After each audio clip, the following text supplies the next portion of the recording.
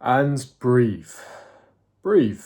Sigh of relief that the transfer window is finally shut after days of chaos, days of utter madness. Madness. Rumours left, right, and centre, deals collapsing, deals looking like they're not going to happen, being linked to a player for 7-8 weeks and then it doesn't even end up happening.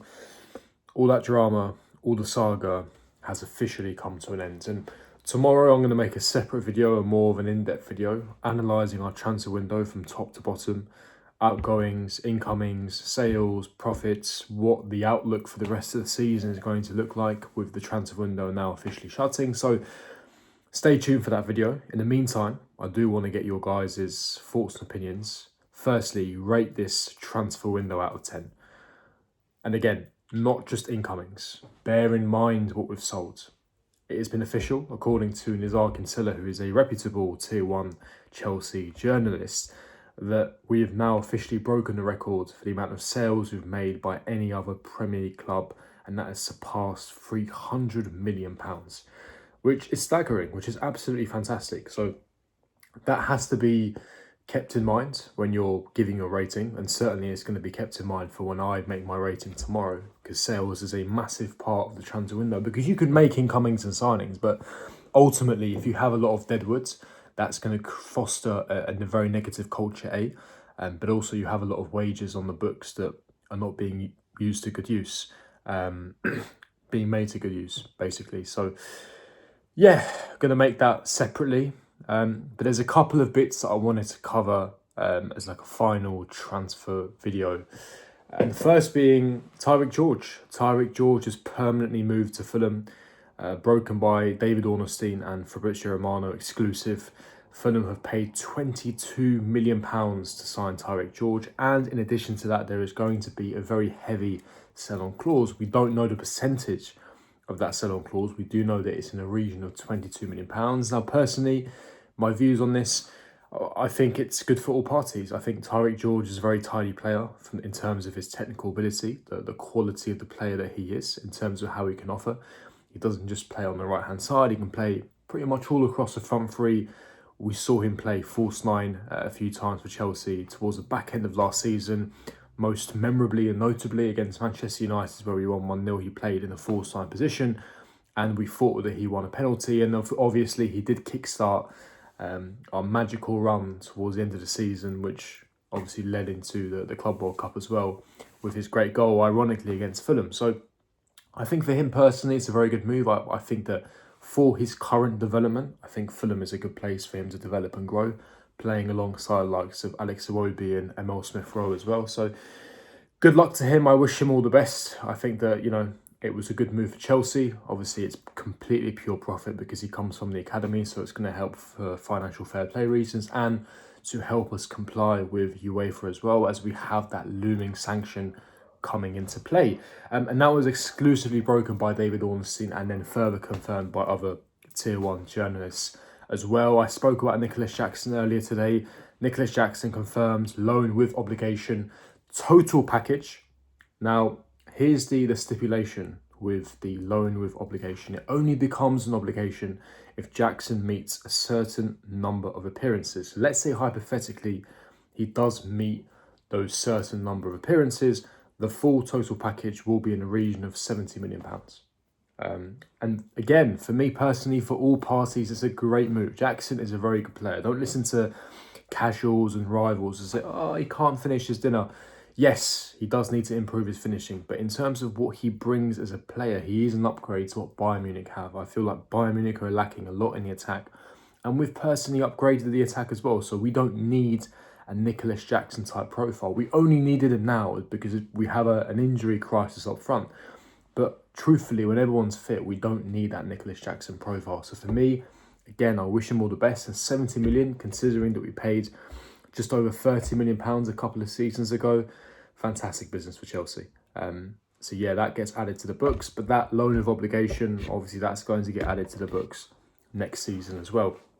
Mark Gurhey, I reported earlier, with recording from Sunderland, so he's going to be up front alongside Liam Delap and João Pedro as well, who can be a makeshift number 9. And Facundo Buonanotte, good night. Good night, my dear friends. The outrage on Twitter, for me personally needs to stop. You know, I understand that he is a downgrade to Xavi Simons. Let's not lie here. Just because Xavi Simons has gone to Tottenham, Buonanotte is a downgrade to Xavi Simons. However, let's not pretend that Buonanotte is some scrub. He is a very, very tidy player. This guy can play football. This guy is extremely skillful. Yes, it's slightly underwhelming in terms of the names that we've been linked with, but in terms of backup for Cole Palmer, because let's be realistic, let's keep it 100. That's what he's going to be. He's going to be a backup for Cole Palmer. He can play number 10. He can play on the wing. He's right-footed. He's quality. He's tidy. He's got a great first touch. He can link up the play. He's got a great shot on him. He scored a great goal against Chelsea a couple of years back.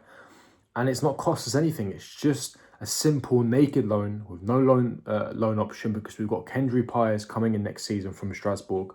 So obviously we're going to be monitoring very closely his development and how he gets on at Strasbourg. But let's not pretend that Buonanotte is not a good player. He's a very, very good player. Very, very quality player who, for me, can provide adequate backup for our front line. We've already got an injury crisis up front. So, for me, desperately needed to address this position. So I'm very happy that we've got Buonanotte. Yes, ideally I wanted Xavi Simons. Of course, I know you guys wanted Xavi Simons. I wanted Xavi Simons. And there's an argument as to, you know, we signed Alejandro Garnacho. Why didn't we sign Xavi Simons ahead of Alejandro Garnacho? I agree, but what's done is done. So let's see how Garnacho develops. I'm not a massive fan of Garnacho, I'll be honest, but I'll delve into that tomorrow.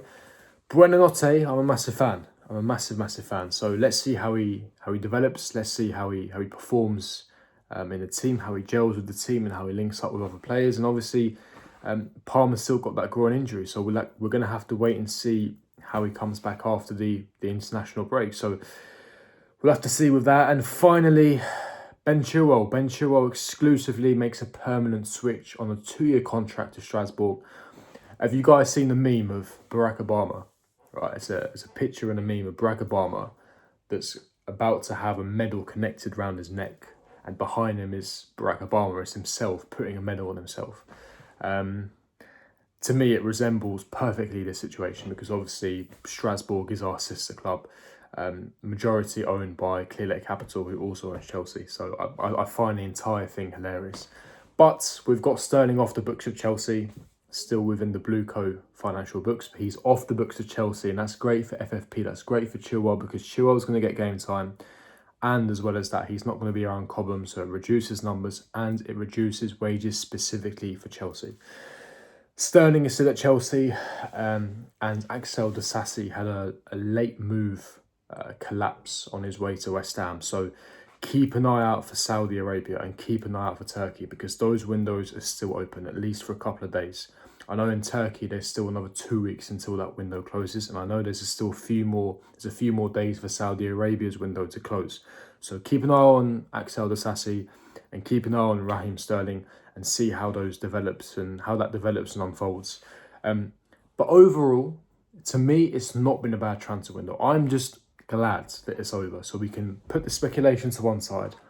After this international break, we can fully focus on the task at hand, which is, you know, putting in a strong campaign for the Premier League season and going as deep as we can for the Champions League. Take it a game at a time and then see how we go from there. But what do you guys think on the transfer window, on the incomings, the outgoings? What are your thoughts and opinions? Leave them in the comment section below.